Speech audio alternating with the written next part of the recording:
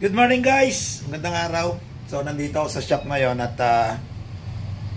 meron tayong customer na talagang nangungulit doon sa bracelet niya na stainless. Itubog daw ng ginto. Ngayon, yung solution ko para doon sa pantubog ng stainless, para kapitan ng ginto is naghanap ako kung meron akong stock. So meron akong nakita na konti lang pero matagal na to Tingnan ko kung gumagana pa or nag-expired. So itatry lang namin ulit. O guys, samahan nyo ako. So ito guys yung solution natin, activator na ginagamit natin before gold plating.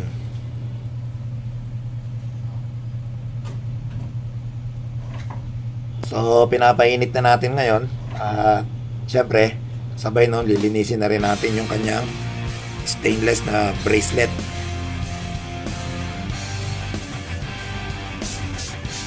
So yan nililinis ni Albert.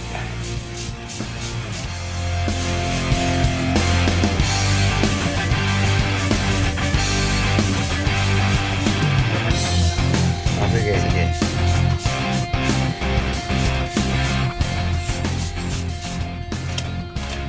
After na malinis, of course, lalagay natin doon sa activator. Using a stainless anode and 3 to 6 volts. Yan. Ang amperahe ay 3 amperes. Then yung voltahe is 3 to 6 volts yung ginagamit natin. Yan. So kung mapapansin nyo, medyo medyo mag-iiba yung kulay ng stainless. Kasi tatanggalin ng activator yung pinaka-outer layer ng stainless para kumapit ang gold. Ganun yung activator natin. So yan, binabrush ni Albert after na ma-activate, para maging makinis siya at maging pantay bago natin itubog sa ginto. Kailangan talaga linisin mabuti yan, kasi pagdating doon sa gold kailangan walang dumi. Once na may dumi, kasi pag tinubog natin sa gold is pangit ang kalalabasan. So makokontaminate yung gold solution natin. So yan na siya, medyo patutuyuin lang ng konti. So yun, may nakita pang dumi si Albert, kaya brush ulit, linis ulit. Now ready for gold plating. Konting dry, then gold plating na siya. Tingnan natin kung anong kalabasan nito.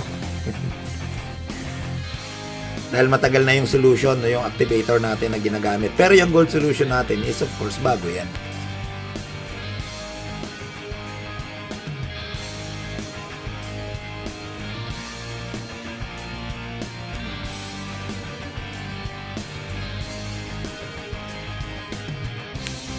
Yan, sa gold plating, inaangat-angat natin kasi tinitingnan natin kung okay na ba o hindi. Then sinishake para maging pantay yung pagkakatubog.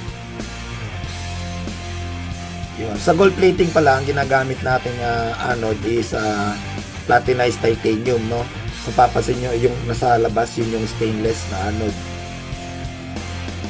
Ngayon, ang ginamit natin yung nakalubog na platinized titanium. Yun, checking kung okay na. Yan, chine-check ni Albert kung okay na yung pagkakatubog. So sa tingin natin medyo okay, Kung hindi pa, syempre yan, dadagdagan niya, ganon. Hindi yan one time So dadry niya ng konti para ma-check mabuti. So meaning may kulang, kaya salang ulit, dagdag.